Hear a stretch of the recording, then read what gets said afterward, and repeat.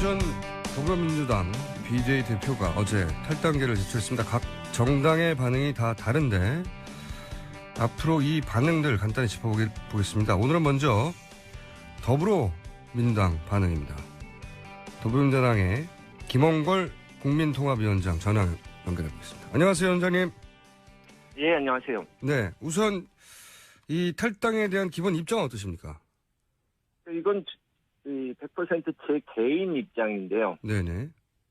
그러니까 안타까운 일이긴 하지만, 네. 당에 대해서 전혀 애정이 없으신 것 같고, 우리 당과는 전혀 다른 생각을 하시는 분이기 때문에, 예. 어쩔 수가 없다 하는 거죠. 기본적으로. 예. 당 대표고 비례 2번이면 남자 1번인데요. 사실상 남자 1번 비례대표가 나간 거죠. 예. 그렇죠. 어쩔 수가 없다. 당과는 다른 생각을 하기 때문에 이게 이제 기본 입장이신 거고. 그렇죠. 네, 근데 탈당의 이유가 경제민주에 대한 의지가 전혀 보이지 않기 때문에 본인이 할 일이 없다. 이런 이야기를 했거든요. 저는 그분이 도대체 경제민주화에 대해서 지금까지 무슨 노력을 하셨는지, 구체적으로. 당내에서. 예. 그동안 길게 봐도. 예. 그래서 이해를 할 수가 없고요. 경제민주화가 안 되고 있는 것이 이제 박근혜 정권과 정부 여당 측의 문제인데, 그쪽에서 반대해서 그런 것인데, 그 사람들과는 치열하게 싸우지 않고, 당 내의 사람들하고만 싸우려고 하니까 앞뒤가 안 맞는 거죠. 그리고 이분이 이제 말씀하신 걸 좀 번역을 해야 되는데, 항상 경제 민주화를 하겠다는 정치인을 내가 밀어주겠다, 그렇게 말씀하시잖아요. 네네. 근데 이분에게 경제 민주화란 본인의 사유물입니다. 경제 민주화는 김종인이다. 이게 있어서. 경제민주화는 오로지 본인만 할 수 있다. 이런 의미입니까? 그렇죠. 일종의 오만과 독선이죠. 그래서 김종인을 모셔다가 높이 받들을 그런 정치인을 도와주겠다. 그 뜻이 되는 겁니다. 그렇게 이해하시고요. 자, 영입 과정도 잘 아시는 것으로 알려졌는데, 당시 비대위원장으로 영입되는 상황, 좀 설명해 주십시오. 어떤 상황이었습니까? 내부에서는. 제가 속속들이 다 아는 것은 아니지만, 네. 분명한 것은, 이제 그런 말씀 하시잖아요. 모셔와놓고선 푸대접했다, 이런 식으로. 네네. 근데 전권을 드렸고, 비례대표도 드리고 했으니까 푸대접이란 말이 안 되고, 예. 그러면은 이 사람이 문제가 있다면 당신들이 데려올 때 잘못 판단한 거 아니냐, 이렇게 말씀하신 분이 있는데, 그 말은 어느 정도 인정해야 됩니다. 판단을 잘못한 건 있죠. 예. 그런데 그 당시 이제 좀 급박한 상황이었고, 네. 또 이분이 영입의 1순위가 아니었다는 거예요. 애초에. 제가 아는 것 바로만 해도, 예. 이분보다 먼저 제의를 받으신 이 사회 원로들, 훌륭하신 분들이 한 4분 정도는 됩니다. 최소한. 예. 근데 그분들이 다 이제 연세도 많으시고 정치 일선에는 나가실 생각이 없다고 고사하셨기 때문에 예. 이분한테 차례가 온 거예요. 예. 푸대접이라고 할 때 한 가지는 저도 동의가 안 되는 것은, 사실 정당의 공천권을 선거 기간에 준다는 것은 다 주는 거거든요. 생사야탈권은. 그렇죠. 예, 그건 푸대접을 할 수 없고. 그런데 이제 또 한편으로는 이런 표현을 씁니다. 측근들을 통해서 은혜를 모른다. 이런 표현을 쓰는 이유는 아마도 총선의 승리에 김종인 전 대표가 상당 정도 기여했는데 그걸 인정해주지 않는다. 이런 불만 같거든요. 이 대목에 대해서는 그럼 어떻게 생각하십니까? 좀 전에 이제 좀 경제민주화에서도 말씀드렸지만, 네. 본인이 스스로를 좀 과대평가하는 경향이 있고, 예. 제가 경험한 바로는 그 당시에 호남 같은 데서는 결정적으로 그분이 안 좋은 영향을 끼쳤거든요. 구체적으로는 어떤 나쁜 영향을 끼쳤죠, 호남에? 그러니까 현지에서 가서 보니까 예. 민심도 안 좋고 예. 뭐 당 선거 운동 하시는 후보나 간부들 중에도 제발 저분 호남 좀 못 내려오시게 해달라고 아, 그런 얘기가 있었어요? 하소연을 하는 분들도 있었고요.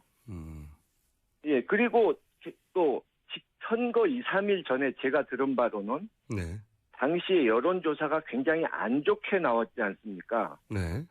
그래서 막 그 보고를 받으시고는 아이고 이거 실패구나, 우리 완패하겠구나 이러고 거의 짐 싸실 준비를 하셨다는 거예요. 아, 내부적으로는 그랬었다? 예, 그러면은 자기가 이 선거 지휘를 한 게 효과적이었고 이길 거라고 생각했다면 그렇게 했겠습니까? 선거 결과가 나온 본인도- 다음에는 본인이 이길 줄 알았다는 식으로 말하는데 그게 아니었다는 건가요? 그렇죠. 전혀 그렇지 않죠. 그래서 선거 결과가 그렇게 나온 것은 김종인 전 대표의 전략의 성공이 아니다라고 이제 평가하시는 거죠. 본인도 그렇게 생각하지. 그렇죠. 실패할 거라고 생각했었고. 했다면 네네. 그러니까 지역구에서 많이 당선된 것은 사실상 그 정부 여당 박근혜의 실망한 표가 반사이익으로 온 것이고 네. 생긴 지 얼마 되지도 않은 이 국민의당에게 우리보다 훨씬 당세가 작았던 국민의당에게 정당 투표에서 진 것만 봐도 네. 그 당시 당 지도부의 전략이 이 실패했다는 걸 보여주는 거죠. 그래서 오히려 측근들은 총선이 승리한 것에 대해 은혜를 모른다고 표현하나 실제로 총선 이틀 전쯤에 참패할 거라고 생각하고 짐쌀 준비를 했었던 사람이다. 이렇게 이제 그러니 그런 말 하는 것도 말이 안 된다고 좀 평가하시는 거죠. 예. 예, 그리고 뭐 공당에서 공적인 일을 하는데 은혜니 뭐니 이런 말을 하는 것 자체가 구시대적 사고방식이죠. 알겠습니다. 입장은 충분히 알겠고요. 그러면 진짜로 탈당하는 이유는 뭐라고 보십니까? 개인적으로? 지금은 이제 경제민주화를 안 하기 때문이다. 예. 남의 공약을 써준 걸 읽는 사람은 안 된다. 아마도 이건 이제 문재인 전 대표를 의미하는 것 같은데. 뭐 그렇게 표현을 했는데 실제 탈당하는 이유는 그럼 뭐라고 보십니까? 글쎄요, 그분이 그러니까 당 내에서 네. 경제 민주화를 그렇게 하고 싶었다면 같은 당 사람들 또 예. 타당 사람들을 적극적으로 설득하고 다니면서 구체적으로 이런 것부터 하자, 뭐 이런 거는 중요하다 이러고 다니셨어야 되는데 예. 그러질 않으셨거든요. 또 이번에도 뭐 촛불 시위 나오고 뭐 이렇게 탄핵 사태가 벌어지면서 뭐 옳고 그런 걸 따지기 전에 뭐 국난이 코앞에 다가온다 뭐 어쩌고 하면서 이 적폐청산이나 개혁을 하지 말고 시끄럽게 하지 말고 대충 덮으라는 식으로 투쟁을 하지 말라는 식으로 말씀하시는데 개혁을 안 하는데 경제민주화는 무슨 수로 합니까?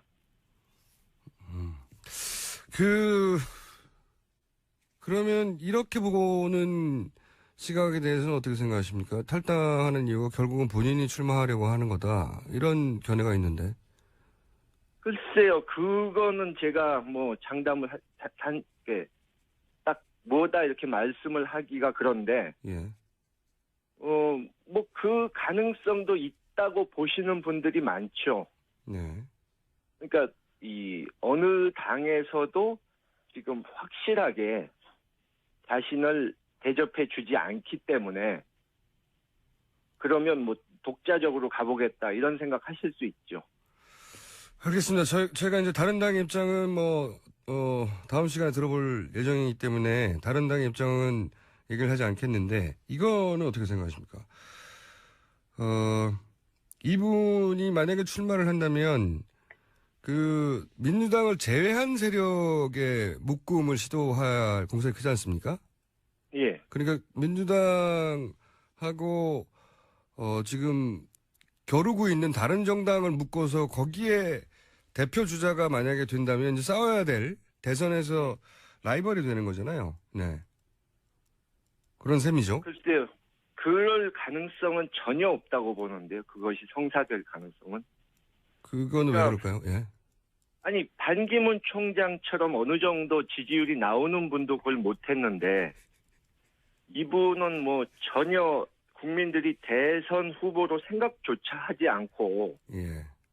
뭐 이분이 과거의 이력이나 성향을 봐도 김종인이라는 정치인을 생각할 때 뭐 통합이라든가 화합, 희생 뭐 이런 것을 머리에 떠올리는 사람이 없지 않습니까? 그러니까 내가 다 알고 있다. 내가 최고다. 나를 무조건 따르면 된다. 이렇게만 말씀하시는 분을 따를 정치인이 과연 몇이나 있을까요? 그렇게 생각하신다. 알겠습니다. 그럼 마지막 질문인데요. 이런 얘기가 이제 오래전부터 있어 왔는데 내일 탄핵 선고가 되니까 한번 여쭤보겠습니다. 대통령이 그 헌재 선고 전에 갑자기 하야를 선언한다든지 혹은 선고 이후에 만약 인용이 될 경우에 사면을 위해서 그 정치권이 협상을 할 거라든지 그러니까 소위 그 특검이나 검찰의 기소 내용과 무관하게 결국은 정치적인 사면으로 해결이 될 것이다. 이런 전망이 있거든요. 거기에 대해서는 어떤 입장이십니까? 그쪽에서 물러나는 것은 안 할 걸로 보고요. 네, 그건 없을 것이고. 지금 뭐 본인은 기각될 것으로 자신이 이길 것으로 착각을 하는 것 같아서 예. 그렇게 보고 글쎄 사면을 위한 협상은 하려고 할 수 있겠죠. 탄핵이 된다면. 네. 또 뭐 야권에서도 일부는 네. 너무 강하게 나가면 동정론이 나올 수 있다. 역풍이 불 수 있다. 또 그런 소리가 나올 수 있는데. 네, 반드시 그런 얘기가 나오겠죠. 예. 예. 근데 저는 뭐 이번에는 워낙 국민들께서 이 권력자라도 최고 권력자라도 법을 어기면 강하게 처벌받는다 하는 법 앞에서 모두가 평등하다 하는 것을 보여주기를 원하시기 때문에 네네. 뭐 특검도 사실 생각지 못했던 큰 성과를 냈던 것이 국민들이 성원해 주셨고 또 국민들이 한편으로는 이렇게 감시하셨기 때문에 딴 생각을 먹지 못한 것 아닙니까? 네네. 그런 식으로 이것도 적당히 넘어가기는 어려울 거라고 봅니다. 알겠습니다. 오늘 말씀은 여기까지 듣겠습니다. 감사합니다. 예, 수고하셨습니다. 지금까지 더불어민주당의 김홍골 국민통합위원장이었습니다. 자, 악마. 그냥 악마라고 부르겠습니다. 변호사도 안 붙여줘야지, 직함도? 야. 양절 변호사 나오셨습니다. 네, 안녕하세요. 자, 네. 현재 이야기를 좀 해야 되겠죠. 아무래도. 많은 분들이 어제 평의가 길어졌고, 예. 그리고 날짜가 지정됐다. 네. 이 의미가 뭐냐? 좋은 거냐, 나쁜 거냐 물어봐요. 네. 예. 좋은 거냐, 나쁜 거냐는 모르겠지만, 날짜가 지정됐다는 거는 결론이 났다는 거잖아요. 그렇죠. 사실 근데 거기서 무슨 일이 있었느냐에 대해서 굉장히 여러 가지 추측이 나오는데, 네. 추측일 뿐이죠. 그쵸. 솔직히 저도 추측할 수밖에 없고 그분들이 네. 뭐 얘기를 안 해주는데 그러니까요. 어제 헌재 공보가 나와가지고 부모한테도 가족한테도 얘기 안 한다는데. 뭐 기자들이 물어봐도 다 모르겠습니다 공개 안 합니다 이거밖에 네. 안 했는데 추측해 볼 수 있는 건 2시간 반 정도면 사실은 의견은 정해져 있다라는 거죠. 이게 게다가 몇십 분을 떠들 그렇죠. 내용을 써야 되는데 그게 하루 만에 써지지 않잖아요. 그러니까 경론이 만약에 벌어졌다면 8명 사이의 의견이 아직도 막 우왕좌왕하고 분분하면 2시간 반으로 절대로 안 끝나죠. 게다가 결정문을 못 쓰고 결정문을 못 쓰면은 날짜가 지정을 할 수가 없죠. 그렇죠. 그러니까 제가 결론이 그나마 났다는 추측해 거예요. 볼 수 있는 거는 결론은 이미 나 있고 네. 그중에 한두 분 정도가 최종적으로 어떻게 좀 흔들리고 있었는데 그거를 굳히는 정도의 과정이 필요했던 게 아닌가 라는 말씀을 드리고 싶고요. 그리고 그건 하고 싶은 말인 거 아니에요? 그냥 그랬으면 좋겠다. 아니 그럴 만한 이유가 있어요. 나름대로. 왜냐하면 저는 사실 만장일치 쪽으로 지금 생각을 하고 있거든요. 그러니까 이제 저도 많은 분들이 그런 얘기 하지만 네. 그러니까 꼭 8대 0이어서가 아니라 이 정도 사안이면 다소 이견이 있다 하더라도 그 만장일치로 가도록 서로 설득하지 않겠나. 그 왜 그러냐면 첫 번째로 이제 헌법재판 같은 경우에는 항상 법은 망고불변의 진리가 아니잖아요. 그러니까요. 그러니까 시대 상황을 반영하는 게 헌법재판이라서 더더군다나 위헌 판정을 내는 것이거든요. 그렇죠. 위헌 판정을 낼 때도 이게 앞으로는 합헌으로 바뀔 수 있다 이런 것들이 반드시 소수 의견에 들어가 주는 게 관례예요. 예. 대표적인 신뢰가 간통죄 같은 경우가 예. 2번, 3번 올라갔다가 항상 소수 의견이 아직은 지금은 바꿔야 된다. 근데 다수 의견은 아직은 아니다 하다가 결국에는 위헌으로 돌아섰잖아요. 예. 그러니까 그렇게 변화 과정이 필요한 게 헌법인데 이게 변화 과정이 필요한 사안인가요? 그러니까 이런 일이 앞으로는 이런 일이 있어도 그러면 대통령을 용서해야 된다. 이런 식으로 의견을 쓸 수는 없잖아요. 네. 그런 점이 하나가 있고 두 번째는 자꾸 이게 헌법재판소 결정 과정에서 대통령 대리인단이 재심 얘기를 하고 불복 얘기를 했어요. 네. 만약에 소수 의견이라도 이게 지금 탄핵을 해서는 안 된다라는 얘기가 나오게 되면 바로 그 논리에 불을 지펴줄 수가 있거든요. 무척 합리적인 이야기예요. 그리고 헌법재판소 이제 심의 과정에서 예. 다른 것보다 이제 재판관들이 예. 이제 우리 인터넷으로 중계가 됐잖아요. 저도 그 주요 변론길 같은 거 몇 개를 봤거든요. 재판관들이 물어보는 것에 대해서 대통령 대리인단에서 해명이 제대로 이루어진 게 없어요. 단 한 번도 없어요. 그건 없어요. 맞아요. 예. 그러니까 본안에 저는 그냥 순수하게 변호사 입장에서 야 법정에서 저렇게까지 만약에 내가 법정에 들어가는데 저렇게까지 대답을 못 하고 있으면 판사가 신경질 내겠다. 저도 굉장히 이상했던 게 저도 대부분 동영상 돌려봤는데 보통 그 대변인단은 어떻게 내 법리를 구축해서 논리로 싸워 이길 것인가 이걸 고민하거든요. 근데 박근혜 대통령 대리인단은 그런 고민을 안 하는 것 같다. 왜 법리로 싸우지 않고 이게 정치적 주장을 계속하지? 그러니까 안 하는 게 아니라 못 하는 거죠. 왜냐하면 사실관계가 명확하게 나오는데 그 사실관계에 대해서 반박할 만한 것을 찾을 수가 없는 거예요. 그러니까 이런 거죠. 왜 정호성 전 비서관이 문서 유출한 거는 언제까지 했고 그러면 왜 했어요? 그건 점차 그렇게 줄여나갔는데 대통령이 말을 안 해주십니다. 그 대리인단도 그 사실관계 확인을 본인한테 못하는 상황에서 뭘 하겠어요. 그리고 박근혜 대통령 원래 이제 그 피고하고 변호인단은 끊임없이 회의해야 합니다. 늘 만나서. 얘기를 하고 있는 거를 정확하게 알고 있는 상황에서 그렇죠. 여기까지는 인정을 하지만 이 부분은 반박을 하지 않는 논리를 만들어낼 수 있어요. 근데 회의를 안 했어요 보니까. 못 만난 거죠 뭐. 서로 네. 서로 회의를 한 적이 없어요. 보면 아직 이 진행상을 뭐 대통령이 모르고 있다고 얘기하기도 하고. 그게 언제적부터 예인데. 그리고 대통령이 뭐라고 하는지를 들어보지를 못해가지고 그 앞에서 또 변호할 수가 없는 내용들도 있고. 그러다 보니까 자기네들끼리 어떻게 보면 창조적인 논리를 만들어내서 말씀을 하는 게 이제 지적하신 것처럼 정치적인 논리를 전개할 수밖에 없었고 그 과정에서 나왔던 게 결국에는 제일 흠결로 잡은 게 13개 소추 사유 국회가 한꺼번에 의결했기 때문에 이거는 각하해야 된다. 네, 하나하나 의결해야 되는데. 네. 그 이유를 계속해서 들었는데 아니 그냥 상식적으로 아주 생각을 해보자고요. 이게 만약에 정말로 정치적 결단에 의해서 13개를 한 게 문제라면 만약에 그 13개 중에서 정말로 중요한 게 있어요. 하나 두 개라도 진짜 가정을 해서. 근데 사유가 잘못됐기 때문에 그 하나가 어마어마하게 중요한 일인데 그러면 그걸 탄핵을 안 하겠어요? 그 헌법재판소에서 그런 일이 있을 수가 없는 거거든요. 그리고 우리 헌법재판 같은 경우 세계에서 가장 엄격한 재판 과정입니다. 그러니까 국회에서 제적 3분의 2거든요. 네.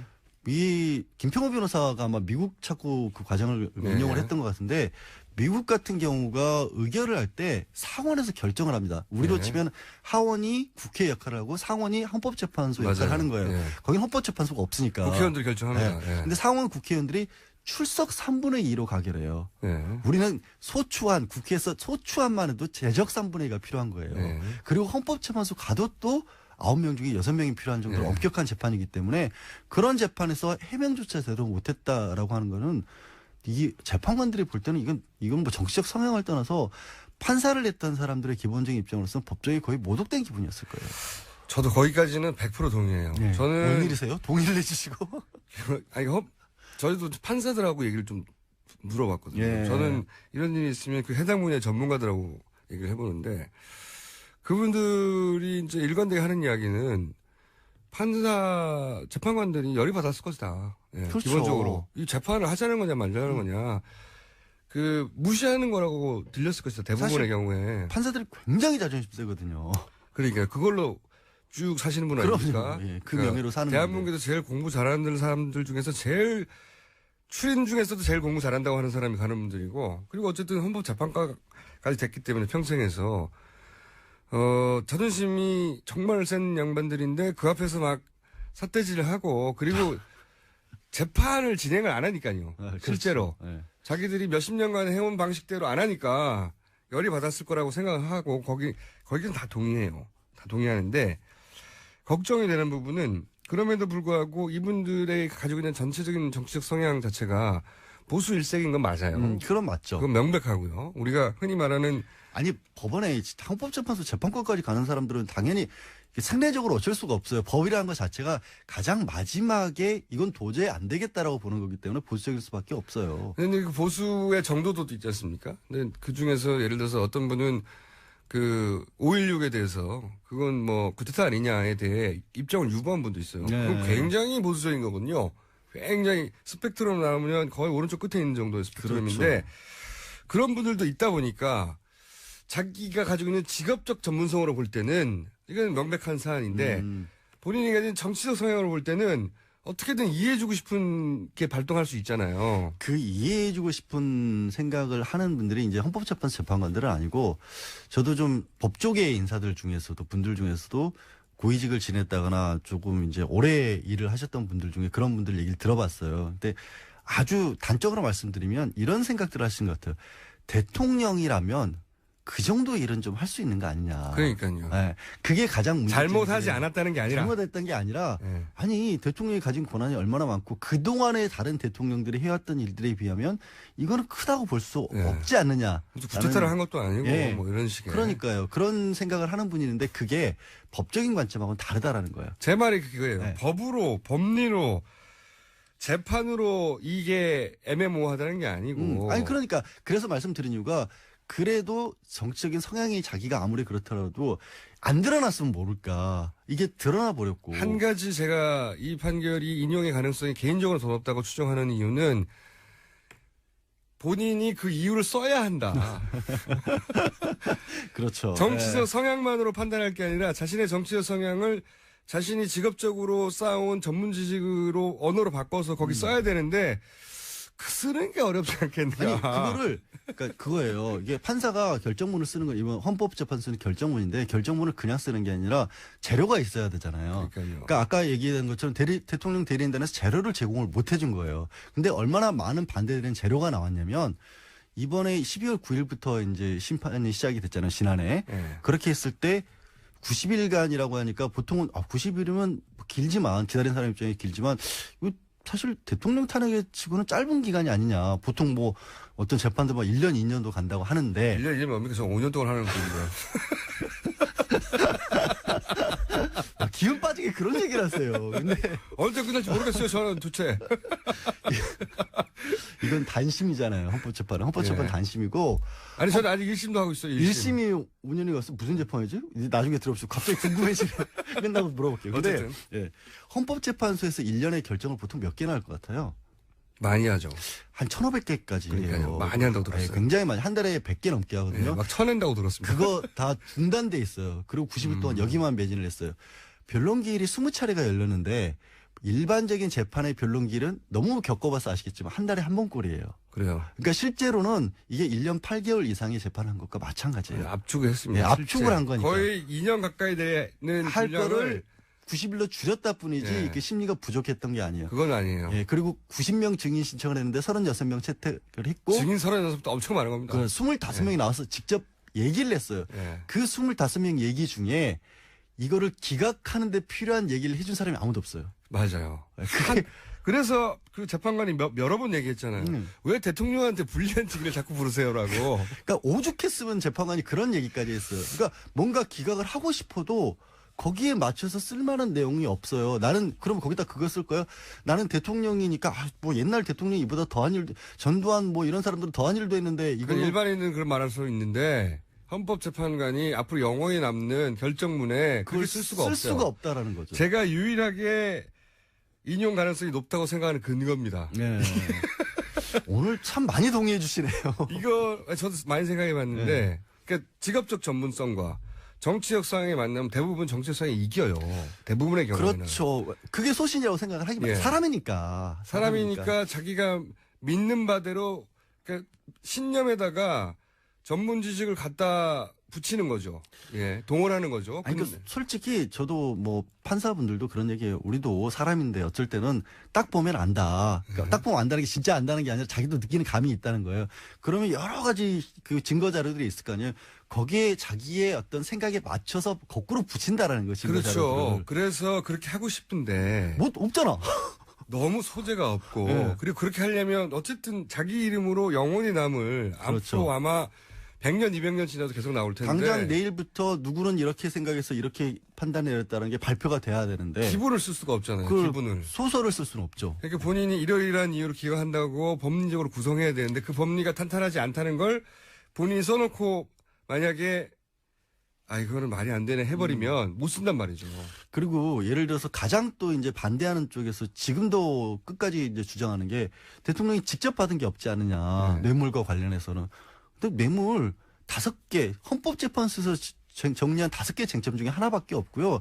그게 그렇게 크게 중요하지도 않아요. 그리고 헌법재판과 형사재판은 분명히 구별이 되기 때문에 이건 최고 공무원에 대한 파면 절차거든요.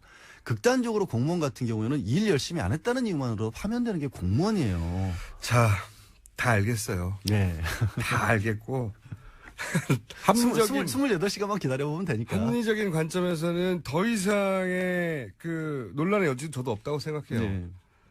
그치만 우리가 이제 합리적이고 논란의 여지가 없다는 이유만으로 정치적 결정이 내리던 경우는 그렇게 많지 않아요. 그러니까 그게 왔다 갔다 할 수 있을 때 뭔가 애매하고 뭔가 이렇게 볼 수도 있고 저렇게 볼 수도 있는 사안일 때 그렇게 생각할 수 있고 물론 아직도 뭐 주장하는 분들이 그래서 저는 지금도 예를 들어 주변에 예를 들어서 뭐 종편을 많이 다니시니까 거기에 이제 보수적인 분들이 좀 많지 않습니까 패널이 그분들 중에는 실제로 기각돼야 한다고 신념을 믿는 분들이 있잖아요. 제가 말씀드린 게 그거예요. 대통령인데 옛날엔 이보다 더 했다 이런 그러니까요. 얘기 하시는 분들도 있고 그 돈 받은 거 없다. 근데 그 두 개가 성립할 수 없다는 건 말씀드렸잖아요. 법리적으로는 그 이유를 쓸 수는 없어요. 그 이유를 쓸 수는 없는 왜 거예요. 구테타 당연히. 들고 사람들 몇백 명씩 죽은 적도 있는데. 그리고 이렇게 16체 쓸 수는 없거든요. 변론 이후로 특히 이제 김평호 변호사 들어온 이후로 계속해서 대리인단에서 일관되게 주장해온 게 각하예요. 재심이고. 저는 김평우 변호사가 들어와서 그러니까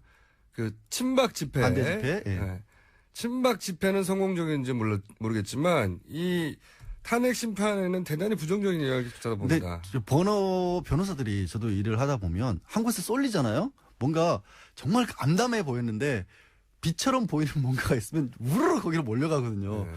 그 대리인단이 김평호 변호사가 들어온 이후로 그쪽으로 우르르 몰려간 게 그나마 이거는 좀 가능성이 있어 보인다라고 생각을 한 거죠. 근데 나머지는 우르르 없었던 거예요. 몰려갔다고 할 수도 없는 게 그 내부에서 싸웠나 봐요. 김평호 변호사가 먼저 읽어야 된다. 아니다. 그 사람 안 된다. 서로 이제 이 김평호 변호사의 전략에 대해서 동의하지 않는 분들도 그 안에 있는 거죠. 네. 아니 그 안에서 자중질환이 얼마나 크면 그러면 대통령 답변서를 누가 읽었느냐를 가지고 그게 누가 읽었기 때문에 대통령이 답변을 안 한 거다라는 얘기를 그러니까 그게 이 사람한테 읽으라고 그랬는데 대통령은 다른 사람이 읽었기 때문에 다시 읽어야 된다는 거 아니에요? 그게 무슨 뭐 영화에서 주연 배우 바뀐 거예요? 그게 있을 수 없는 거잖아요. 그분들이 한 것 중에 그게 제일 웃겼습니다, 저도. 마지막에 여러 가지 일들이 있었지만 가장 웃겼던 거는 대통령 최후 변론을 A 변호사가 읽으라고 그랬는데 B 변호사가 읽었기 때문에 다시 A 변호사가 읽도록 길을 잡아달라 이거 아니에요. 그렇죠. 앞으로도 영원히 다시 나오지 않는. 전 부끄러워요, 사실. 저 되게 슬퍼요, 이게. 저는 그런 게, 근데 그 주인공도 김평우 변호사인데, 그런 게 대단히 재판관들을 열받게 했을 것이다. 이게 뭐 장난도 아니고 뭐냐 이렇게 했을 것이다. 라고 생각을 합니다. 네, 알겠습니다. 다음 주에는 과연 무슨 얘기를 할까요, 우리가? 역시 우리 생각이 맞았다고 할지, 아니면 집에 가자고 할지. 공장장 자리를 걸겠습니다, 제가. 자기 팔목을 걸어야지. 아니, 내 팔목을 도와주는 딸이 걸어봤자 뭐 할 거예요. 적어도 공장장 자리는 걸어야지. 자기 마음대로 제 팔목을 걸었습니다. 자, 지금까지 악마였습니다. 네. 자, 오늘부터 호칭이 바뀌는 분입니다. 네. 제가 도시건축가라 불렀다가 전 의원으로 불렀다가 여러 가지 왔다 갔다 했거든요. 네, 그래서 박사로 통일하기로. 네. 박사의 유일한 효용 가치는 네. 죽을 때까지 박사인 거예요. 박사를 어디서 뭘로 따셨죠? 미국에서 MIT에서 도시교육 박사로 땄습니다. 그 유명한 MIT 그거죠? 그 유명한 MIT입니다. 몇 년도에 따셨습니까? 꽤 됐죠, 88년도. 88년도에. 네. 공부 좀 하셨군요. 지금도 공부 열심히 합니다. 네. 자, 박사님, MIT 박사님이라고 제가 불러드릴게요, 그러면. 그러지 마세요. 나 그거 듣기 싫어요. 우리나라의 네. 도시공학과로 MIT 박사를 딴 여성 공학도가 몇 명이나 됩니까? 본인은 아실 거 아니에요? 우리나라에는 지금은 거기서 저까지 포함해서 여자 박사가 둘이었는데. 둘밖에 없어요? 그분은 미국에서 활동하시고, 그리고 한 가지 분명히 얘기하시면 도시계획은 공학은 아닙니다. 그리고 MIT는 공학만은 아닙니다. 그래요? 그리고 제가 오늘 얘기하려고 하는 4대강 사업도 공학만은 아닙니다. 네. 공학이 아니다. 그럼 뭘로 불려야 됩니까? 보통 도시계획 박사라고 얘기해요. 그냥? 그쪽은 정확하게 도시계획 박사로 얘기합니다. 네. 알겠습니다. 단 2명밖에 없는, 국내에는 유일한, 한 분은 미국에 계시기 때문에. 자, 박사님, 오늘은 4대강을 주제로 정했다고 하셨는데 왜 그렇습니까? 왜 4대강 사업 사실 왜 얘기를 안 하고 있나 좀 이상하게 그건 생각하셨을 맞아요. 거예요. 예. 그런데 솔직히 박근혜 정권 내에서는 솔직히 얘기할 거리가 별로 없었습니다. 왜냐하면 그냥 완전히 모르쇠로 묻어두고 있었거든요. 모른 척했죠. 완전히 모른 척했습니다. 아무리 그러니까 녹조 뉴스가 나와도 모른 척했어요. 녹조 라떼 뉴스가 나오든 네. 그 밑에 쇄골 현상이 나오든 그냥 모르는 척했어요. 네. 그러니까 유일하게 했던 게 2년 전에, 3년 전에, 2013년부터인데 4대강 사업 조사평가위원회를 만들었습니다. 네. 그래서 거기서 한 1년 반 동안 활동해서 결과가 나왔고, 그리고 또 감사원에서 3번의 감사를 했어요. 네. 그러니까 감사에서도 다 문제가 있다고 드러났고, 조사평가위원회에서도 4대강 사업에 상당한 문제가 있다는 걸 다 네. 지적을 했는데도 불구하고, 그리고 땅만 그리고 2년 파봐도- 동안 가만히 있어요. 땅만 파봐도 실지렁이 나오고. 그리고 지금 그러니까 여러분들이 그러니까 너무나 똑같은 뉴스를 전해드려야 되기 때문에 똑같은 얘기하기가 미안할 정도로 수질은 녹조라떼로 얘기가 되고, 거기서 새로 나온 얘기가 큰빛 이끼벌레, 요새는 깔따구 얘기 나오고 실지렁이 나오고. 실지렁이는 네.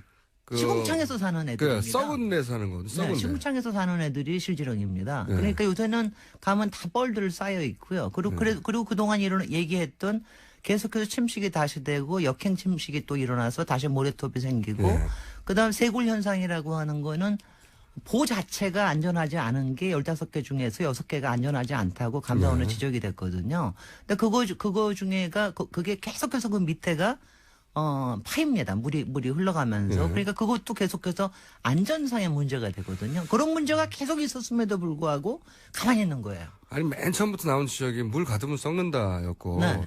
실제로 이제 썩어서 녹조가 나온 것이고. 녹조가 바로 다음 해부터 나와가지고 처음에는 네. 여름에만 나오는 거다. 요번 여름이 더워서 나온다. 그러다가 가을에도 나오고 다시 봄에도 나오고 드디어 겨울까지 나오고. 1년 내내 덮여 있고. 그리고 특히 낙동강 같은 데는 문제가 심각해서요. 낙동강에 녹조가 심해가지고 그 마이크로시스틴이라고 이젠 다 아십니다. 거기 있는 아주 나쁜 독성 예. 있는 물질인데, 문제는 뭐냐면 낙동강은 제일 문제인 게요.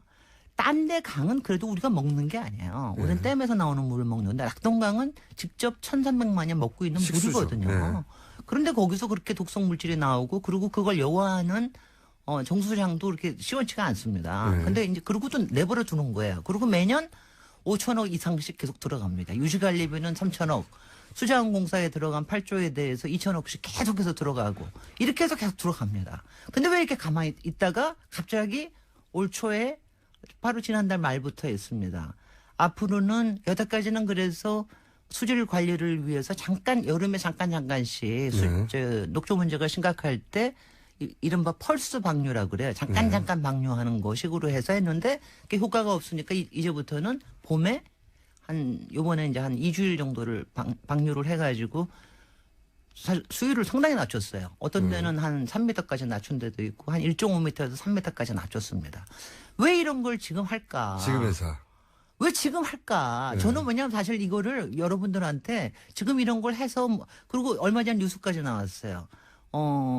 지금 환경부가 됐는데, 환경부가 내년에 낙동강에 있는 보 한두 개를 시험으로 해체해 보려고 한다. 이런 뉴스가 누가 나왔는데. 아닐까요? 다음 정권이 만약에 들어서서 낙동강, 그러니까 이 4대강 문제를 이제 본격적으로 다루게 될 때 이 공무원들이 아무것도 알아야 했다는 게 드러나면 안 되니까 이제 슬슬 제스처를 취하는 거 아닐까요? 그게 뭐 제일 첫 번일 겁니다. 저는 네. 그렇게 봅니다. 저는 그게 뭐 가장 중요할 것 뭐 같아요. 그래서 그걸 왜 그럴까? 지금 요번에 한 방류가 얼마나 효과적일까, 얼마나 문제일까 이거 얘기하기보다도 왜 지금 이럴까? 지금이. 아니, 오늘 네. 그 얘기만 하십시오. 너무 이제 많은 얘기니까. 첫 번째는 역시 사실 이제 정권 바로 박근혜 정권의 말년이기 때문이죠. 네. 그러니까 말년이기 때문에 지금 뭔가 해놓지 않으면 차기 정권에 막 검찰처럼 뭔가 우리 뭐 이렇게 비비러 오늘 다 불려간다, 이제. 되잖아요. 네. 이제. 자기들이 잘못한 거 알고 있으니까. 알고 있었습니다. 아무것도 안 한 게 아니라 이렇게 시험 방류도 해봤고 이렇게 길게 방류도 해가지고 뭐 저수지하고 저기 해가지고서는 이렇게 뭐 해봤습니다. 문체부가 블랙리스트로 당하는 걸 보면서 네. 이거 큰일 났다 이거. 지금 사실 공무원 세계에서는 그런 일들이 꽤 많을 겁니다. 검찰뿐만이 아니라 굉장히 많은데 사실 작년에 그 지금 환경부 장관이 바뀌면서 사대강에 대해서 그때 저 청문회 할 때 사대강에서 뭔가 하겠다는 얘기는 했어요. 그러니까 아주 빌미가 좋은 거죠. 그리고 그동안 조사평가위원회에서 뭔가 하라고 한 용역이 작년 말에 끝났어요. 예. 그러니까 올해 이제 초에 지금 특히 이제 올 초에 하기가 좋은 거는 지금이 그러니까 물이 필요한 시기가 아니잖아요. 지금 용수 시기가 아니잖아요. 그러니까 지금 물을 낮추기 가장 좋다 해서 하는 겁니다. 그래서 이제 그게 한 가지가 있고요. 또 하나 제가 지금 좀 저는 보고 있으면서 솔직히는 그러니까 맨날 이렇게 왜 박근혜 국정농단은 맨날 모욕당하는 느낌이잖아요. 네. 맨날 모욕감과 치욕감이 드는 야, 건데 어떻게 이렇게까지. 4대강 사업에 대해서는 네. 맨날 우롱당하는 느낌이에요. 차이가 어디죠? 모욕과 우롱은? 완전히 다릅니다. 하나는 가슴이 무너지는 거고, 하나는 머리가 내가 나를 이렇게 무시하는 거야. 이런 느낌이 드는 겁니다. 도대체 어느 쪽이 머리를 지금 무시하는 겁니까? 아니, 그 4대강은 논리로 얘기할 수 있는 거 아니에요. 그래도. 이거 하나는 완전히 감정적인 걸 무너뜨리는데 하나는 아니, 나를 이렇게 바보로 하는 거야. 네, 뭐야. 우리가 이렇게 물이 이렇게 다 썩어가는 걸 모른다고 생각하는 거야? 모른다고 생각하고, 인제 와서 뭐 이렇게 해서 한다고 그러는 거야. 그런데, 뭐냐면, 그러니까 지금이 뭐냐면요. 지금 4대강이 그래도 준공된 게 몇 년 됐죠? 짧은 거는 한 4년? 긴 거는 6년 4, 5년 됐습니다. 됐죠. 예. 5년 됐죠. 2012년에 처음 됐으니까 네네. 올해가 5년이 되는 겁니다. 근데 올해가 되면 이명박 대통령 임기 내에 끝내야 한다고 난리를 쳤기 그러니까 때문에. 말하자면은 지금 사드 배치 같은 거는 그 뭐라 그러죠? 알박기라고 그러는데 네. 그때는 완전히 대못을 16개를 강에다 쿵쿵 박아 놓은 거죠. 예. 절대로 문제 없다. 막 이런 식으로 했는데 올해가 되면은 이제 뭐가 끝나냐 하면은 하자 보수 기간이 끝나요. 네. 그러니까 이 16개 보호에 여기서부터 이제 따라서 전문가의 관점이 나오는군요. 예. 왜냐하면 이게 이런 거예요. 이게 왜냐하면 보마다 다릅니다. 지금 이제 가장 문제가 되고 있는 게 공주보, 세종보가 이제 문제가 돼서 제일 먼저 열었는데 그 경우에는 뭐냐면은 금강에 대해서는 그래도 안희정 도지사가 끊임없이 모니터를 했어요. 그리고 공주보 같은 경우하고 세종보는 하자보수 기간이 벌써 끝나버렸어요. 매년 우리 돈을 세금을 들여가지고 하자보수가 맨날 보수를 합니다. 끝났다는 거는 기업이 돈 벌 찬스가 왔다는 거네 다시. 네, 바로 그렇습니다. 그 다음에 또 하나는 지금 5년의 하자보수 기간이 나머지는 대부분 하자보수 기간이 끝나가요. 그러면 뭐냐? 얘를 열어야 네. 문제가 드러날 거 아니에요. 사실 네, 이게 네. 뭐냐? 흙으로 덮은 게 아니고 다 물로 덮은 거 아닙니까? 물에 잠겨 있는 거죠. 모든 문제를 잠궈 놓은 거 아니에요. 네. 6m 밑에다가 거기에 무슨 뭐 배가 있든 무슨 철골이 있든 뭐가 새울이 됐든 뭐가 더러워지든 다 물 밑에 감춘 거거든요. 네. 근데 이게 드러나고 여기에 있던 문제가 드러나는 게 사실은 하자 보수 기간 내에 드러나야 뭔가 조치를 취할 수가 있는 거죠. 그러니까 그 비난과 책임은 정치에 가겠지만 어쨌든 그걸 해결하려면 뭔가- 다시 기업이 트럭을 갖다 뭐 흙을 어떻게 하던 굴착기를 갖다 놓던 그러니까 기업이 다시 돈 벌 기회가 가지인데 있다. 두 가지인 게 하나는 기존의 정부 쪽에서는 이제 기업의 마지막 하자 보수에 말하자면은 기회를 준다는 게 아니라 이거는 거기에 이렇게 손을 쓰려고 그러는 거죠. 네. 그러니까 그렇지 않으면 정부에서 앞으로는 세금 줄여서 해야 되니까 네. 그게 있고 또 하자보수 끝나기 전에 그걸 일을 시키는 거 하나. 네. 또 하나 기업 쪽에서는 사실 여기서부터 무슨 또 새로운 기회가 올지를 비즈니스 모르는 기회가. 거죠. 또 특히 뭐 새로운 비즈니스 기회 같으면 이게 사실 이게 제가 평소에 얘기를 못해서 그렇지 할 얘기는 너무너무 많아요. 한 그러니까 가지만 해줘보세요. 네, 그러니까 가령 얼마 전에 부산에서 바다에서 바닷물에 채취하는 거 연장하느라고 국토부에서 굉장히 난리친 일이 있습니다. 네. 근데 그게 뭐냐면은 모래가 없으니까 바다에서 계속 모래를 채취를 하는데 그걸 1년 연장을 한 거예요. 네. 근데 왜 이렇게 모래를 그대로 왜 이렇게 해야 되느냐. 지금 여주에는 약 한 350만 제곱미터 세제곱미터죠. 평방미터라는 거 하는 게 그렇게 쌓여져 있거든요. 모래가 쌓여져 있는데 이런 문제와 더불어서 말하자면 우리의 모래에 대한 자원 관리 문제 뭐 이런 것까지 더불어서 그다음에 지금 그 친수구역법이라고 혹시 아시죠? 주변에. 뭐 이것 때문에 대전의 갑천 주변에 지금 문제 생긴 거. 근데 문제가 너무 많은데 이거를 솔직히는요. 국민들께 하나하나 얘기 드리기가 너무나 힘이 든 겁니다. 설명도 길고. 근데 지금 이제는 때가 온 겁니다. 1분밖에 안 남았어요. 이제 때가 왔고 지금은 그러니까 이게 왜 지금 이런 일을 하느냐. 무슨 짓을 하려고 하나는 공무원이 면책받으려는 거고 네. 하나는 돈 때문일 수 있다. 네. 그러니까 이거를요. 무슨 짓을 하려고 하는지에 대한 그 밑에 숨어 있는 걸 보셔야 됩니다. 공무원들 절대로 믿지 못합니다. 아니 지금 잘못한 공무원들은 믿을 수 없다고 하셔야죠. 그리고 그다음에 잘못 안 하면 공무원 절대적으로 믿어야죠. 4대강이나 특히 MB까지 지금 나서는데 이거에 대해서는 책임을 정확하게 물어야 돼요. 자, 그럼 첫 번째는 잘못한 공무원들이 면책을 받으려고 하는 행동일 수 있고 두 번째는 그와 연결된 돈들이 있을 수 있다. 예. 여기까지 오늘 얘기하겠습니다. 지금까지 박사님입니다. 우리나라에 한 분밖에 없는 MIT 도시계약 박사님, 김재일 박사님이었고요. 감사합니다. 감사합니다. 저는 김호준이었습니다. 내일 다시 뵙겠습니다. 내일은 굉장히 중요한 날이죠. 안녕.